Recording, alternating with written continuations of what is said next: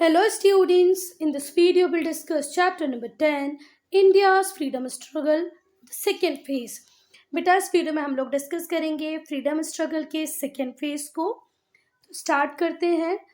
बेटा आप सबको पता होगा कि 1914 से 1918 तक चला हमारा वर्ल्ड वॉर वन, जिसका सीधा हमसे कोई लेना देना नहीं था। इंडिया का कोई रोल नहीं था इस वर्ल्ड वॉर वन में, पर ब्रिटिशर्स हमें ड्रैग करके ले गए वर्ल्ड वॉर वन में। आई बात समझ में?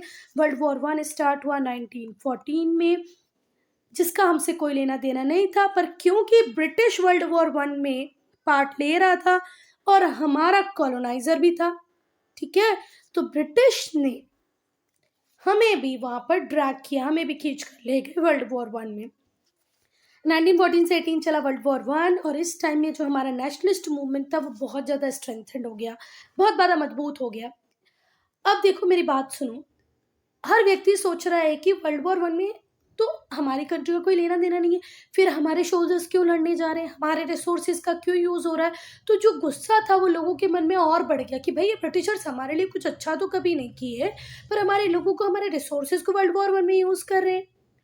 तो जब इंडियन सोल्जर्स को वर्ल्ड वॉर वन में यूज़ किया गया, इंडियन रिसोर्सेज को यूज़ किया गया, तो इसको वाइडली कंडेम किया। इंडियंस ने इसकी घोर निंदा की। कंडेम करना मतलब बुराई करना, कि भाई why are you using our resources, जबकि हमारा कोई लेना देना नहीं है, हमारे सोल्जर्स को वहां ले जाके तो मार रहे हो, हमारे रिसोर्सेज का वहां यूज़ कर रहे हो, जबकि हम क्यों ही करें। इस बात की बहुत बुराई हुई। The agitation for self rule intensified, और जो मूवमेंट था सेल्फ रूल के लिए कि भाई अब तो हमें इंडिपेंडेंस चाहिए, अब तो हम खुद से ही इंडिया के ऊपर रूल करना चाहते हैं, अब हमें ब्रिटिश गवर्नमेंट नहीं चाहिए, ये जो एजिटेशन था, जो आंदोलन था, वो और ज़्यादा इंटेंसिफाई हो गया। क्या ये पैराग्राफ समझ में आया? बस इतना समझो इस पैराग्राफ में कि 1914 से 18 तक वर्ल्ड वॉर वन चला, और जब वर्ल्ड वॉर वन चल रहा था तो नेशनलिस्ट मूवमेंट और ज़्यादा स्ट्रेंथेंड हो गई। क्यों? क्योंकि जो लोग थे वो बहुत गुस्सा हुए ब्रिटिश गवर्नमेंट से कि आपसे हम इतना बोल रहे हैं फिर भी आप हमारे लिए कुछ अच्छा नहीं कर पाए, but you are using our soldiers, our resources in world war one, that is not fair. इसीलिए उन्हें बहुत कंडेम किया हमने, और जो गुस्सा था लोगों के मन में वो बहुत ज़्यादा बढ़ गया। तो लोग कहने लगे भाई अब तो हमें खुद रूल करना है हमारी कंट्री पे, नो मोर ब्रिटिश रूल, हमें चाहिए ही नहीं ब्रिटिश रूल। अब हम पढ़ेंगे बेटा home rule movement. Home rule movement कब आया? 1916 में। इंडिया में दो होम रूल मूवमेंट आए थे, एक लेके आई थी एनी बेसेंट और दूसरे लेके आए थे बाल गंगाधर तिलक, ठीक है, जिन्हें हम लोकमान्य तिलक भी कहते हैं। लोकमान्य तिलक टर्मिनल आपने सुना होगा ना, वो। तो कितने होम रूल मूवमेंट आए इंडिया में? दो। एक कौन लाए? एनी बेसेंट, दूसरे कौन लाए? बाल गंगाधर तिलक। दोनों कब आए? 1916 में। अब क्या ऑब्जेक्टिव्स थे, क्या उद्देश्य थे जिनके लिए होम रूल मूवमेंट आए? तो पहला ऑब्जेक्टिव था बेटा, ये चाहते थे कि होम रूल अटेन किया जाए, सेल्फ गवर्नमेंट लाई जाए, मतलब हमारी इंटरनल पॉलिसीज प्लानिंग वो खुद हम बनाएं within the British empire. देखो ब्रिटिशर्स रूल कर रहे हैं, वो अभी सेकेंडरी है, वो रूल करते रहे, उसमें कोई प्रॉब्लम नहीं है, वो बाद में हम देखेंगे, पर अभी टाइमिंग हमें हमारे फैसले लेने दिए जाए, हमें अपने आप को गवर्न करने का राइट मिल जाए, ये मेजर ऑब्जेक्टिव था होम रूल का। It also aspire to educate and shape public opinion, ये लोगों को समझा रहे थे, लोगों के ओपिनियन को शेप कर रहे थे कि भाई कुछ ऐसा करो, एक मोटो बनाओ, एक ऑब्जेक्टिव बनाओ कि हमें सेल्फ गवर्नमेंट को अचीव करना है, अटेन करना है, क्योंकि गवर्नमेंट हमारे लिए प्रॉपर प्लानिंग नहीं कर पा रही, प्रॉपर पॉलिसीज नहीं बना पा रही है, तो क्यों ना हम खुद अपने आप को ऑर्गेनाइज करें थ्रू सेल्फ गवर्नमेंट। ठीक है, तो सेल्फ गवर्नमेंट तो अचीव करना ही है, ये होम रूल का ऑब्जेक्टिव था। जो होम रूल मूवमेंट थी उसकी पॉपुलैरिटी बहुत बढ़ती गई, और इस पॉपुलैरिटी के बढ़ने से ब्रिटिश गवर्नमेंट की रातों की नींदें खत्म होने लगी, इसलिए उन्होंने बहुत सारे रेप्रेसिव मेजर्स लेके आए, किसी ना किसी तरीके से इस मूवमेंट को खत्म करने का सोचते रहे। सोचते क्या रहे, उन्होंने बहुत सारे ऐसे काम किए जिससे ये जो होम रूल मूवमेंट है ये पूरी तरह खत्म हो जाए। ये मूवमेंट फेल भी हो गया, सच में फेल हो गया था बेटा। दो द मूवमेंट फेल्ड, ये मूवमेंट फेल हो गया, it succeeded in bringing women to the forefront, पर एक अच्छा काम इसने किया। देखो हर मूवमेंट को हम फेल और सक्सेस, पास फेल पे नहीं देख सकते, कितनी सक्सेस हुई कितनी फेल हुई कितनी पास हुई, ये कहना बिल्कुल गलत हो जाएगा। क्यों? क्योंकि हर मूवमेंट का फ्रीडम स्ट्रगल में, फ्रीडम को अचीव करने में एक कंट्रीब्यूशन रहा है। भले बेटा वो 1857 की लड़ाई हो, भले क्विट इंडिया मूवमेंट हो, सिविल डिसोबीडियंस मूवमेंट हो, या होम रूल लीग हो, या फिर हमारी सुभाष चंद्र बोस की आर्मी हो, हर का अपना कंट्रीब्यूशन था। तो ये मूवमेंट भी फेल हो गई, पर इसने औरतों को फोर फ्रंट पे ले आया कि भाई इंडियन नेशनल मूवमेंट में औरतों का भी एक बहुत इंपॉर्टेंट रोल हो सकता है। अब हम लखनऊ सेशन को पढ़ेंगे। 1916 में हुआ लखनऊ सेशन। तो जो एनुअल कांग्रेस सेशन हुआ 1916, देखो जब से कांग्रेस बनी थी वो हर साल सेशन करती थी, एनुअल इनका एक सेशन होता था। तो 1916 में जो सेशन हुआ वो कहाँ पर हुआ? लखनऊ में हुआ। इसमें हमने 2 इम्पॉर्टेंट डेवलपमेंट्स देखे। मतलब इस देखो हर सेशन में कुछ ना कुछ आप फैसले ले रहे होते हो, तो इस सेशन में जो इम्पॉर्टेंट डिसीजंस लिए गए वो थे कि जो अर्ली नेशनलिस्ट थे और जो असर्टिव थे वो रीयूनाइटेड हो गए आफ्टर 9 ईयर। अगर आपने इसका जो लास्ट चैप्टर था जिसमें हमने फर्स्ट फेज पढ़ा, फर्स्ट फेज की वीडियोस को आपने देखा होगा, तो आपने देखा था कि जो अर्ली नेशनलिस्ट थे और जो असर्टिव नेशनलिस्ट थे इनकी सोच में डिफरेंस था, और इसी सोच के डिफरेंस के कारण ये अलग हो जाते हैं। पर 1916 में जो लखनऊ सेशन होता है उसमें ये रीयूनाइट हो जाते हैं, ठीक है। और जो कांग्रेस और जो मुस्लिम लीग होती है वो लखनऊ पैक्ट साइन कर लेती है। कांग्रेस और मुस्लिम लीग दोनों मिलके लखनऊ पैक्ट साइन करते हैं and joint hands to fight for self rule. अब इन लोगों ने भी अपने हाथों को मिला लिया। वो मुस्लिम लीग जो अलग हो रही थी, कांग्रेस जो अपनी बातें खुद करने का सोच रही थी, ये दोनों साथ में आए। कांग्रेस साथ में आई, मुस्लिम लीग साथ में आई, लखनऊ पैक्ट साइन हुआ और इन्होंने कहा कि हम मिलके लड़ेंगे सेल्फ रूल के लिए। बेटा आप सब ने महात्मा गांधी को अब तक पढ़ ही लिया होगा, कभी हो सकता है आपने हिंदी में पढ़ा हो, इंग्लिश लिटरेचर में पढ़ा हो, पर पढ़ा ही होगा। और नहीं भी पढ़ा होगा तो आपने गांधी मूवी देखी होगी, कहीं ना कहीं तो आपने महात्मा गांधी को सुना ही होगा। तो हर बच्चा महात्मा गांधी पे एक कैसे तो लिख ही सकता है ना। तो जो महात्मा गांधी हैं इन्हें हम बापू भी कहते हैं। तो जो नेशनलिस्ट मूवमेंट था वो एक नए फेज पे पहुंचा जब महात्मा गांधी की एंट्री हुई। महात्मा गांधी का जन्म 2 अक्टूबर को होता है। इसी दिन नॉन वायलेंस डे भी मनाया जाता है, ठीक है। तो महात्मा गांधी जी का जन्म कब हुआ? 2 अक्टूबर को हुआ। किस ईयर में हुआ? 1869 में हुआ। कहाँ हुआ? पोरबंदर, गुजरात में। ये इतनी बेसिक इन्फॉर्मेशन है कि बच्चे बच्चे को रटी होगी।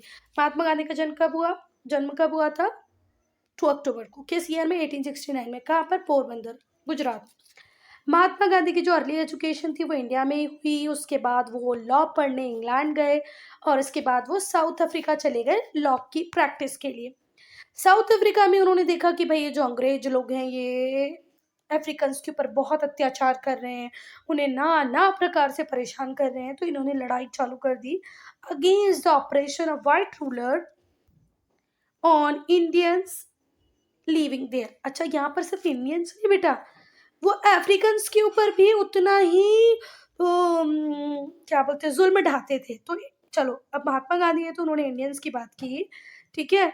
तो महात्मा गांधी ने वाइट रूलर से वहां पर लड़ाई की क्योंकि वो इंडियंस के ऊपर अत्याचार कर रहे थे। साथ ही साथ बेटा उन्होंने अफ्रीकन्स के लिए भी लड़ाई की, है ना। It was during the struggle, और इसी स्ट्रगल के दौरान उन्होंने सत्याग्रह के कंसेप्ट को इवॉल्व किया। बात थोड़ा समझने की कोशिश करना, ना ही तो वो इंडियंस के साथ अच्छे थे ना ही तो अफ्रीकन्स के साथ अच्छे थे। अब महात्मा गांधी ने अंग्रेजों से लड़ाई करने के लिए एक नए वेपन को ढूंढा, वो नया वेपन था सत्याग्रह। ये नॉन वायलेंट स्ट्रगल है अगेंस्ट द ऑपरेशन, अत्याचार के खिलाफ शांति से लड़ने का तरीका था सत्याग्रह। ये 2 प्रिंसिपल पे बेस था, एक था सत्य और दूसरा था नॉन वायलेंस, जिसे हम अहिंसा भी कहते हैं। Truth and non violence, truth का मतलब होता है सत्य, नॉन वायलेंस का मतलब होता है अहिंसा। गांधी जी वापस इंडिया 1915 में आ गए। इंडिया की कंडीशन को समझने के लिए उन्होंने इंडिया को लेंथ में भी और ब्रेथ में भी घूमना चालू किया। अच्छा इन्हें मिले थे गोपाल कृष्ण गोखले साउथ अफ्रीका में। उन्होंने इनसे कहा था कि भाई पहले तुम इंडिया को समझना, इंडिया में कोई भी नेशनल मूवमेंट, कोई भी सत्याग्रह करने से पहले इंडिया में घूमो और इंडियंस की प्रॉब्लम को समझो। तो वो गुजरात भी गए, बिहार भी गए और पूरी लेंथ पूरी ब्रेथ में इंडिया को उन्होंने ढूंढा, घूमा, समझा। ढूंढने का मतलब क्या? ढूंढा बेटा, इंडियंस जो कॉमन इंडियंस है वो क्या प्रॉब्लम फेस करें, उन प्रॉब्लम्स को ढूंढा। फिर उन्होंने ये देखा कि इन प्रॉब्लम्स का क्या प्रोबेबल सोल्यूशन हो सकता है, हम ब्रिटिश के अगेंस्ट में कैसे खड़े हो सकते हैं, ये सब वो सोच रहे थे। तो 1915 में जब महात्मा गांधी इंडिया आ गए, उसके बाद उन्होंने इंडिया की कंडीशन को समझने के लिए लेंथ ब्रेथ में, और बेटा इतना घूमने के बाद उन्होंने एक कंक्लूजन निकाला, और वो कंक्लूजन आप सबको समझना चाहिए, बहुत अच्छे से समझना चाहिए। उन्होंने कहा कि सिर्फ अंग्रेज ही हमारे दुश्मन नहीं है, सिर्फ ब्रिटिशर्स ही हमारे दुश्मन नहीं है, हमें हमारे नेशनल इंडिपेंडेंस मूवमेंट को बियॉन्ड ब्रिटिश लेके जाना पड़ेगा। जरा ध्यान से समझना वो बोलना क्या चाह रहे थे, कि देखो अंग्रेजों से लड़के अंग्रेजों को तो भगाना है, ये तो प्राइमरी है ही, पर हमारी कंट्री में ये जो प्रॉब्लम है अनटचेबिलिटी की, है ना, रिच और पुअर के बीच में जो गैप है, जो जाति प्रथा है, जो पर्दा सिस्टम है, ये सब भी कुछ कम नहीं है।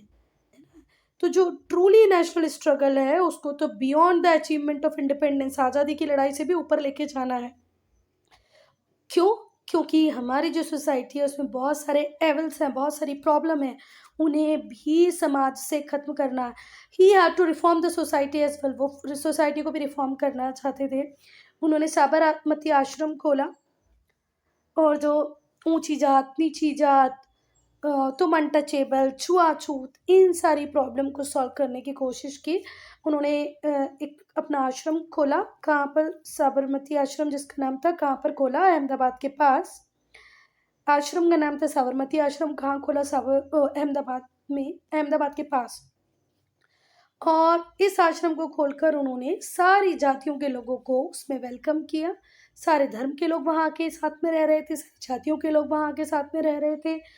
इन्होंने नेशनल वाइड मूवमेंट भी स्टार्ट किया अनटचेबिलिटी के लिए। तो महात्मा गांधी वाज लाइक कि इंडिपेंडेंस तो अचीव करना ही है, पर इंडिपेंडेंस के बाद भी जो हमारी सोसाइटी में जो अपनी प्रॉब्लम है, upper caste, lower caste, untouchability, पर्दा सिस्टम, इनको कौन खत्म करेगा? ये भी तो बहुत जरूरी है खत्म होना। आज़ादी दूसरों से भी चाहिए और जो सोशल लेवल्स है उनसे भी चाहिए। इसीलिए उन्होंने आश्रम खोला जिसका नाम था साबरमती आश्रम, कहाँ पर?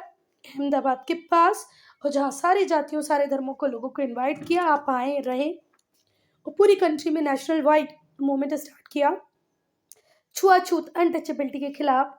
इन्होंने जो so called lower caste people थे, जिन्हें हम दलित्स कहते हैं, उन्हें क्या नाम दिया बेटा? हरिजन्स। यहाँ पर हरिजन का मतलब होता है, हरि मतलब भगवान विष्णु, और जन मतलब होता है लोग, गॉड्स चिल्ड्रन। गांधी जी ने विलेज क्राफ्ट को भी बहुत ज़्यादा इम्पोर्टेंस दी। Gandhi ji also work to revive village craft, कि भाई जो विलेज में पहले क्राफ्ट हुआ करता था वो क्यों बंद हो गया, उसे फिर से लेके आना चाहिए। उन्होंने स्मॉल इंडस्ट्रीज़ पे फोकस किया, और बहुत सारी स्मॉल इंडस्ट्रीज़ जहाँ तक पॉसिबल हुआ विलेजेस में स्टार्ट भी करवाई। इन्होंने चरखे को पॉपुलर बनाया, खादी को पॉपुलर बनाने की कोशिश की, और सच में दोनों ही चीज़ें सिंबल की तरह देखे जाने लगे इंडिपेंडेंस के लिए, चरखा भी और खादी भी। इन्होंने ट्राई किया कि चरखा को पॉपुलर बनाया जाए, खादी को पॉपुलराइज किया as a symbol of self reliance, कि भाई जो सिंथेटिक फाइबर है वो हमारा अपना नहीं है, वो तो कहाँ से आया है? ब्रिटेन से आया है। सच में ब्रिटेन से आया है। हम सिंथेटिक फाइबर बनाते नहीं थे, हम कॉटन क्लॉथ बनाते थे, सिल्क क्लॉथ बनाते थे, खादी बना लेते थे। तो इन्होंने खादी को भी पॉपुलराइज किया और सेल्फ रिलायंस के तौर पे इसको सिंबलाइज किया। अब हम गांधी जी के अर्ली कैंपेन्स को पढ़ेंगे। शुरुआती कैंपेन्स मतलब गांधी जी जब आए तो उन्होंने क्या क्या किया पहले वो देखेंगे। तो Gandhi ji social ideology strengthened his political activities. Gandhi ji की समाज को लेकर जो सोच थी, सोसाइटी को लेकर के जो उनकी आइडियोलॉजी थी, उस आइडियोलॉजी ने ही उनकी पॉलिटिकल एक्टिविटीज़ को और ज़्यादा मजबूत किया और नेशनल मूवमेंट को मास मूवमेंट बनाने में हेल्प की। देखो आज़ादी की लड़ाई जब तक हम सब मिलके नहीं लड़ते तब तक मिलने वाली नहीं थी, तो उन्होंने नेशनल मूवमेंट को मास मूवमेंट बना दिया। जो मेथड्स थी वो बहुत सिंपल थी, कॉमन मैन को इजीली समझ में आ रही थी, कॉमन पीपल उन्हें इजीली फॉलो कर पा रहा था। बहुत ज़्यादा सिंपल मेथड थी पर बहुत इफ़ेक्टिव भी थी। ब्रिटिशर्स उन्हें काउंटर ही नहीं कर पा रहे थे। अब मुझे एक बात बताओ बेटा, कोई आपसे फ़ाइट करेगा, आप उससे फ़ाइट कर लोगे। पर कोई आपके सामने आपसे गुस्सा दिखाने के लिए बस चुप होके बैठ जाए, कुछ ना बोले, आप क्या करोगे उसके साथ? कुछ भी नहीं कर सकते। तो गांधी जी की मेथड तो बहुत कॉमन थी, लोग उन्हें इजीली फॉलो भी कर रहे थे, पर ब्रिटिश गवर्नमेंट की नींदें उड़ गई थी क्योंकि उनको इसका कोई काउंटर ही नहीं मिल रहा था। कितने सारे लोग जो गांधी जी के साथ एसोसिएट होके सत्याग्रह कर रहे हैं भाई, इन लोगों को हम कैसे काउंटर करें। उन्होंने पहला मूवमेंट किया चंपारण में। चंपारण है कहाँ पर बेटा? बिहार में। चंपारण कहाँ पर है? बिहार में। कब किया? 1917 में किया। जो पहला मूवमेंट था गांधी जी का, वो कहाँ पर हुआ? बिहार के चंपारण में। कब हुआ? 1917 में। यहाँ पर जो पीजेंट्स थे बहुत परेशान थे, किससे? इंडिगो प्लांटेशन से, क्योंकि उन्हें फोर्स किया जाता था ज़बरदस्ती उनसे। इंडिगो, इंडिगो का मतलब होता है नील, वो है ना, आया नया उजाला चार बूंदों वाला, जिसे रॉयल ब्लू कलर बनता है। हम वाइट कपड़ों में भी नील लगाते हैं ना, सुने ही होगा इंडिगो नील लगाना। तो आप लोग क्या बोलते होंगे मुझे नहीं पता, हमारे यहाँ तो नील बोलते हैं इसको। तो नील की खेती करवाते थे। और इंडिगो को लगाने की एक प्रॉब्लम है कि ये सॉइल की फर्टिलिटी को एग्जॉस्ट कर देती है, न्यूट्रिएंट्स को ख़त्म कर देती है।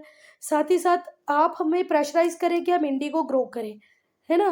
पर इतनी मेहनत के बाद भी जो प्राइस हमें मिलता था वो बहुत ही लो होता था, जिससे यूरोपियन प्लांटर्स फिक्स कर देते थे कि भाई आपको मेहनत भी करनी है, अपनी ज़मीनों को भी ख़त्म करना है, और साथ ही साथ आपको उसको बेचने जाओगे तो बहुत लोअर प्राइस मिलेगा।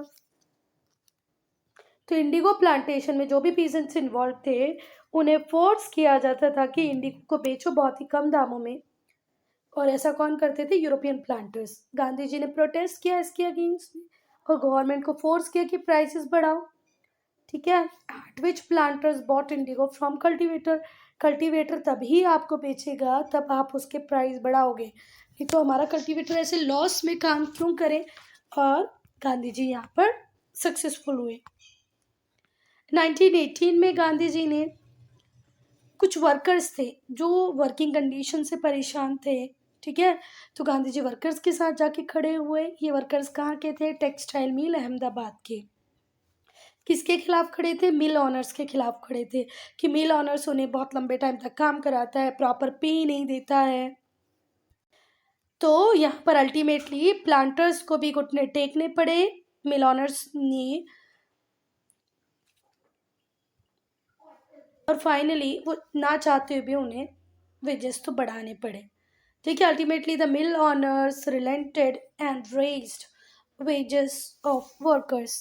समझ में आई बात? देखो, गांधी जी के पहुंचते ही थोड़ा सा जो मूवमेंट था वो स्ट्रेंथन हो गया। अब गांधी जी के पहुंचने से ऐसा क्या हुआ? क्योंकि महात्मा गांधी से अंग्रेजों की पहचान इंडिया में आने के बाद नहीं हुई बेटा। साउथ अफ्रीका में भी जो गांधी जी ने मूवमेंट चलाई ना, उससे अंग्रेज जान गए थे कि भाई महात्मा गांधी समथिंग।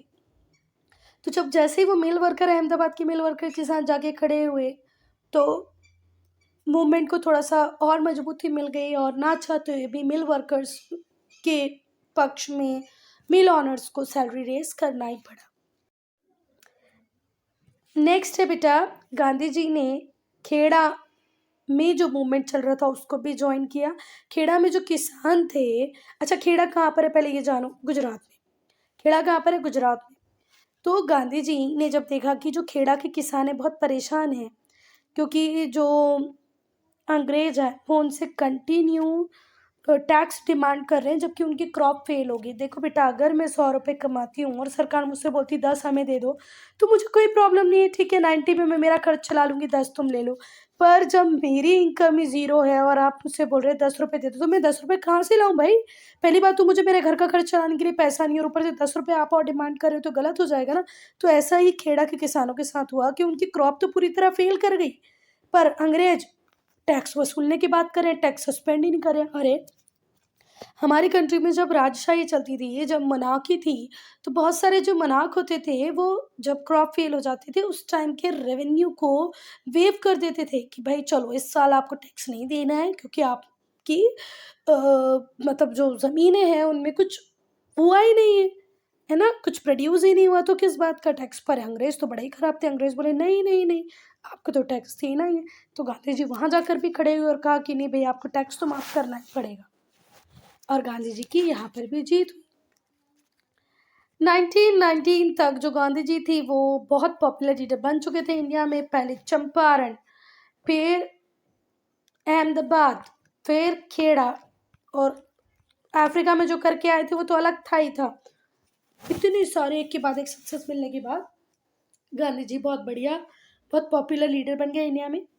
इनके एफर्ट से ये जो कॉमन पीपल था वो पहली बार इन्वॉल्व होना स्टार्ट हुआ नेशनल मूवमेंट में, क्योंकि अभी तक जो नेशनल मूवमेंट थी वो अपर लेवल पे चल रही थी, मतलब रिच लोग का ही उस तक अचीव, मतलब वही लोग उसमें पार्ट ले रहे थे। सच में ऐसा ही था बेटा। अगर हम मोहम्मद अली जिन्ना की बात करें, पंडित जवाहरलाल नेहरू की बात करें, तो ये कुछ ऐसे लोग थे जो नोन थे, रिकॉग्नाइज थे, मतलब कॉमन मास मूवमेंट तक नहीं पहुंच पा रहा था, पर अब कॉमन मास भी गांधी जी के आने के बाद अपने आप को एसोसिएट कर रहा था इन मूवमेंट से। बहुत सारे मास मूवमेंट ऑर्गेनाइज किए under the Gandhi ji leadership, और ये जो मूवमेंट थे ये बहुत सारी एक्टिविटीज़ को इनिशिएट करते थे। जैसे कि पहली एक्टिविटी थी पीसफुल डेमोन्स्ट्रेशन, शांति से आपको प्रदर्शन करना है। Then boycott of courts, court को बाइकआउट करना है। एजुकेशनल इंस्टीट्यूशन, जो अंग्रेजी स्कूल थे, अंग्रेजी कॉलेज थे, उनको बाइकआउट करो, कोर्ट को बाइकआउट करो। पीसफुल डिफाइंस ऑफ लॉ, नियमों को तोड़ना है पर शांति से, टैक्सेस पे नहीं करने हैं। Picketing of shops selling foreign goods, और वो शॉप्स जो फॉरेन गुड्स को सेल कर रही हैं उनके आसपास पिकटिंग करनी है। तो पिकटिंग का मतलब क्या होता है? ऐसे हाथ बांध के एक दूसरे के साथ खड़े हो जाना और किसी को शॉप में एंट्री नहीं लेने देना। अब हम पढ़ेंगे मंटेग्यू चेम्सफोर्ड रिफॉर्म्स, जो कब आए 1919 में। तो वर्ल्ड वॉर वन जैसे ही खत्म हुआ, वैसे ही जो गवर्नमेंट थी, जो ब्रिटिश गवर्नमेंट थी, उसने गवर्नमेंट ऑफ इंडिया एक्ट 1919 पास कर दिया, जिसे हम पॉपुलरली कहते हैं मंटेग्यू चेम्सफोर्ड रिफॉर्म्स। क्या कहते हैं? मंटेग्यू चेम्सफोर्ड रिफॉर्म्स। इसके कुछ इंपॉर्टेंट फीचर पढ़ेंगे कि भाई इसमें था क्या। तो पहला था कि जो सेंट्रल लेजिस्लेटिव काउंसिल होगा उसे बाई कैमरल बना दिया जाएगा। बाय जहां पर भी आए मतलब दो की बात हो रही है, बाय जहां पर भी आए मतलब कितने की बात होती है? दो की। तो पहला इसमें था इंपीरियल लेजिस्लेटिव असेंबली और दूसरा था काउंसिल ऑफ स्टेट। तो सेंट्रल लेजिस्लेटिव काउंसिल को बाइकैमरल बना दिया गया। बाइकैमरल हो गया मतलब दो चीजें होंगी इसमें। तो पहला था इंपीरियल लेजिस्लेटिव असेंबली और दूसरा था काउंसिल ऑफ स्टेट। अब क्या होगा बेटा? जो इलेक्टेड मेंबर्स होंगे वो ही मेजोरिटी बनाएंगे दोनों ही हाउसेस में, इंपीरियल लेजिस्लेटिव असेंबली में भी और काउंसिल ऑफ स्टेट में भी। और कोई सिग्निफिकेंट चेंज नहीं किया in the powers of these houses. In houses के पास जो पावर होगी उसमें कोई सिग्निफिकेंट चेंज नहीं किया। जो सिस्टम था, द सिस्टम ऑफ डायरकी और ड्यूअल गवर्नमेंट के सिस्टम को प्रोविंसेस में इंट्रोड्यूस किया गया, मतलब आज हम बोले तो स्टेट्स में इंट्रोड्यूस किया गया। जो स्टेट के सब्जेक्ट थे, मतलब देखो आज भी हम देखते हैं, आप लोगों ने पॉलिटी में पढ़ा होगा ना, कुछ सब्जेक्ट ऐसे होते हैं जो यूनियन लिस्ट में होते हैं, कुछ स्टेट लिस्ट में होते हैं, कुछ कॉन्करेंट लिस्ट में होते हैं। तो जो स्टेट के जो सब्जेक्ट थे उन्हें दो में डिवाइड कर दिया गया, एक थे रिजर्व्ड और दूसरे थे ट्रांसफर्ड सब्जेक्ट। जैसे कि फाइनेंस, पुलिस, जो ब्रिटिश को ऐसे लगता था सबसे ज़्यादा इंपॉर्टेंट है, उन्हें रिजर्व लिस्ट में रखा। उन्हें उनके अंदर जो भी काम होगा वो गवर्नर के कंट्रोल में होगा और उनकी काउंसिल के कंट्रोल में होगा। आई बात समझ में? फिर से ध्यान से सुनो कि डायरकी और ड्यूअल गवर्नमेंट के सिस्टम को इंट्रोड्यूस कर दिया गया प्रोविंसेस में। जो स्टेट्स थे उनके सब्जेक्ट्स को दो में डिवाइड कर दिया गया, एक थे रिजर्व्ड और दूसरे थे ट्रांसफर्ड। रिजर्व्ड का मतलब जो ब्रिटिशर्स को लगते थे सबसे इंपॉर्टेंट है, जैसे कि फाइनेंस, पैसा, पुलिस, इसको ब्रिटिशर्स ने ज्यादा इंपॉर्टेंस देते हुए अपने पास रखा, रिजर्व लिस्ट में रखा। इनके ऊपर कंट्रोल सिर्फ गवर्नर और उनका काउंसिल ही करता था। पर कुछ सब्जेक्ट जैसे कि एजुकेशन, पब्लिक हेल्थ, जिसको ब्रिटिशर्स को लगता था अरे हम इस पे तो ध्यान ना भी दे तो चलेगा, पढ़े ना पढ़े इंडियंस हमें क्या मतलब है, पब्लिक हेल्थ हो ना हो हमें क्या मतलब है, तो उसको लेस इंपॉर्टेंट समझते हुए उन मिनिस्टर्स की रिस्पॉन्सिबिलिटी पे छोड़ दिया जो कि लेजिस्लेचर के लिए रिस्पॉन्सिबल होंगे। Real power thus remain with the British, और 1919 में आए मॉन्टेग्यू चेम्सफोर्ड रिफॉर्म भी बड़े ही मतलबी थे, क्योंकि रियल पावर तो फिर भी किसके पास थी, ब्रिटिश के पास। फाइनेंस जहाँ है वहाँ रियल पावर है। अब ये जो एक्ट आया 1919 में, गवर्नमेंट ऑफ इंडिया एक्ट, जिसे हम मॉन्टेग्यू चेम्सफोर्ड रिफॉर्म भी कहते हैं, इसने इंडियंस को बहुत डिसअपॉइंट किया बच्चा। पूरे कंट्री में प्रोटेस्ट होने लगे। मार्च 1919 में तो जो गवर्नमेंट थी उसने रोलैक्ट एक्ट पास कर दिया। ठीक है, अभी एक एक्ट से हम उभर नहीं पाए थे, अब दूसरा एक्ट आ गया, रोलैक्ट एक्ट। इस एक्ट के अंतर्गत गवर्नमेंट किसी को भी अरेस्ट कर सकती थी विदाउट एनी वारंट। ठीक है, बिना वारंट के आपको जेल में डाल दिया जाएगा और आपका 2 साल तक कोई ट्रायल भी नहीं होगा। आपकी बुकें मेंशन नहीं कर रही, पर इस रोलैक्ट एक्ट में था 2 years विदाउट ट्रायल। आपकी गलती है नहीं है, 2 साल तक तो आपका कोई ट्रायल भी नहीं होना, 2 साल तो आपको जेल में रहना ही रहना है। ठीक है, रोलैक्ट एक्ट के थ्रू जो गवर्नमेंट थी वो किसी को भी अरेस्ट कर सकती थी बिना वारंट के, जेल में डाल सकती थी बिना ट्रायल के। इसकी वजह से बहुत डेमोन्स्ट्रेशन हुए और गांधी जी ने भी धमकी दी थी कि भाई अगर इसको वापस नहीं लिया गया, क्योंकि ये एक अनजस्ट लॉ है, इसको वापस नहीं लोगे तो हम हड़ताल करेंगे। एक कंट्री वाइड प्रोटेस्ट स्टार्ट हुआ 6 अप्रैल से, 6 अप्रैल 1919 से 6 अप्रैल 1919 से पूरे कंट्री वाइड प्रोटेस्ट स्टार्ट हो गए, और which was observed as national humiliation day. किसकी तरह मनाया गया, नेशनल ह्यूमिलिएशन डे की तरह मनाया गया। 6 अप्रैल से पूरी कंट्री में हड़तालें होने लगी, प्रोटेस्ट होने लगा। Now the very infamous Jallianwala Bagh मैसाकर। मैसाकर का मतलब क्या होता है, killing of thousands of people. ठीक है, जब एक साथ में बहुत सारे लोगों को मार दो तो उसे हम क्या कहते हैं, मैसाकर। तो जलियांवाला बाग मैसाकर को हम पढ़ेंगे जो भी कब हुआ, 1919, मतलब 1919 इंडियंस के लिए बहुत बुरा ईयर था। इसी में चेम्सफोर्ड रिफॉर्म आए, इसी में रोलैक्ट एक्ट आया, और इसी में अब जलियांवाला बाग मैसाकर होगा। तो 10 अप्रैल 1919, 10 अप्रैल 1919 को दो नेशनल लीडर्स थे जिनका नाम था डॉक्टर सैफुद्दीन केजरीवाल और डॉक्टर सत्यपाल। इन्हें अरेस्ट कर लिया गया पंजाब में।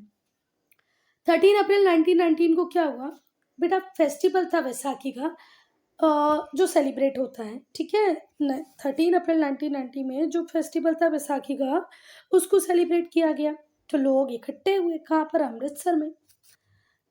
कहाँ पर इकट्ठे हुए, जलियांवाला बाग में इकट्ठे हुए। और किस बात को प्रोटेस्ट करने के लिए कि भाई ये जो दो लोगों का अरेस्ट हुआ है, डॉक्टर सत्यपाल का और डॉक्टर सैफुद्दीन केजरीवाल का, इस अरेस्ट के अगेंस्ट में प्रोटेस्ट करने लोग जलियांवाला बाग में आए। ये जो पीसफुल गैदरिंग थी उसे आदमियों ने, औरतों ने, बच्चों ने, बूढ़ों ने, सबने अटेंड किया। फिर से सुनो ध्यान से स्टूडेंट्स कि 10 अप्रैल को क्या हुआ, दो नेशनल लीडर सैफुद्दीन और सत्यपाल को अरेस्ट कर लिया गया। 13 अप्रैल को बैसाखी का फेस्टिवल था, लोग गैदर हुए अमृतसर में। एक पार्क था जिसका नाम था जलियांवाला बाग। अब प्रोटेस्ट कर रहे थे इस अरेस्ट के अगेंस्ट में, कि लोगों को अच्छा नहीं लग रहा था भाई हमारे लीडर्स को क्यों अरेस्ट किया। ये जो पीसफुल गैदरिंग थी उसको मैन, विमेन, चिल्ड्रन सब अटेंड कर रहे थे। जनरल डायर जो मिलिट्री कमांडर था अमृतसर का, वो पार्क में आया अपने सोल्जर्स के साथ, एंट्री को ब्लॉक किया, जो कि एक अकेली एंट्री थी इस पार्क में। मतलब आज हम पार्क बनाते हैं तो 2 एंट्री बनाते हैं, दीवारें छोटी बनाते हैं, पर ये पार्क अलग ही नमूनी थी, इसकी एक ही एंट्री थी और दीवारें बहुत ऊंची ऊंची थी, मतलब कूद के आप भाग नहीं सकते हो, ऐसी दीवारें थी।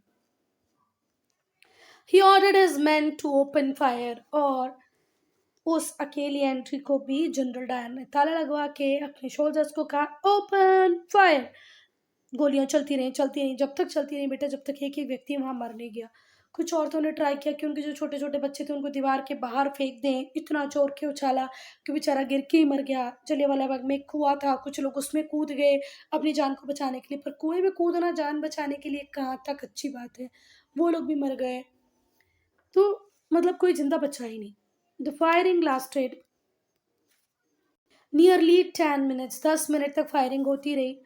Till all the ammunition was exhausted, जब तक सारे एमिनेशन, हथियार खाली नहीं हो गए, जब तक गोलियां चलती रही। Hundreds of people were killed and thousands were critically wounded. मतलब 100 लोग तो मर गए और कम से कम हज़ारों लोग इतनी सीवियरली वुंडेड हुए कि उनका बचना भी मुश्किल था। ये जो मैसेकर था इसने पूरी कंट्री को शॉक दिया। जितने भी नेशनल लीडर थे उस उन सब ने इस कावर्डली एक्ट को कंडेम किया कि वहाँ जो बच्चे थे, जो औरतें थी, उनकी क्या गलती थी, उन्हें क्यों मारा गया, उन्हें नहीं मारा जाना चाहिए था। रविन्द्रनाथ टैगोर ने रिनाउंस किया उनके नाइटहुड के टाइटल को कि भाई मुझे नहीं चाहिए आपके टाइटल, आप हमारे लोगों के साथ ऐसे कर रहे हो। तो जो गवर्नमेंट थी उसने डिक्लेयर कर दिया मार्शल लॉ पंजाब में। लोगों को टॉर्चर किया जाने लगा, न्यूज़पेपर सारे बैन कर दिए गए, इतने एक्सट्रीम मेजर लिए गए कि क्या ही बताएं। पर कितने भी एक्सट्रीम मेजर्स सरकार क्यों ना ले ले, वो हमारे हौसले को नहीं तोड़ पाई और फर्दर इसने हमारे जो डिटर्मिनेशन था उसको स्ट्रेंथन किया, लोगों के डिटर्मिनेशन को और ज़्यादा स्ट्रेंथन किया और उन लोगों ने फाइट को रोका नहीं, वो फाइट करते रहे अगेंस्ट ऑपरेशन। ये जो अत्याचार उनके ऊपर हो रहा था वो लड़ते रहे। अंग्रेज़ों को लग रहा था कि इसके बाद शायद हम चुपचाप बैठ जाएं, लड़े नहीं, पर ऐसा नहीं हुआ। अब हम पढ़ेंगे खिलाफत मूवमेंट को, जो हुई 1920 में। खिलाफत मूवमेंट 1920। खिलाफत मूवमेंट को ऑर्गेनाइज किया दो लोगों ने, दो भाइयों ने, जिनका नाम था मोहम्मद अली और Shaukat Ali. In protest against injustice done to Turkey. Turkey बोले तो फॉर्मर ओटोमन एम्पायर। तो 1920 में दो लोग, दो भाई जिनका नाम था मोहम्मद अली और शौकत अली, उन्होंने एक मूवमेंट स्टार्ट करने की कोशिश की, एक प्रोटेस्ट स्टार्ट करने की कोशिश की। किसके अगेंस्ट में? वो इनजस्टिस जो टर्की के साथ हो रहा था, जिसे हम पहले ऑटोमन एम्पायर कहते थे, जो वर्ल्ड वॉर वन में ब्रिटेन के साथ लड़ रहा था। देखो वर्ल्ड वॉर वन की अगर हम बात करें, आप लोगों ने वैसे तो सुन ही लिया होगा, पढ़ा ही होगा कि वर्ल्ड वॉर वन में एक साइड जहाँ ब्रिटेन, फ्रांस, रशिया थे, वहीं पर एक साइड था जर्मन एम्पायर, ऑटोमन एम्पायर और ऑस्ट्रिया हंगेरियन एम्पायर। तो जो ऑस्ट्रिया हंगेरियन एम्पायर जो था, ऑटोमन एम्पायर जो था, जर्मन एम्पायर, ये लोग हारे और ये जीते। तो इन्होंने बहुत ही हैरासिंग ट्रीटीज इम्पोज की किसके ऊपर?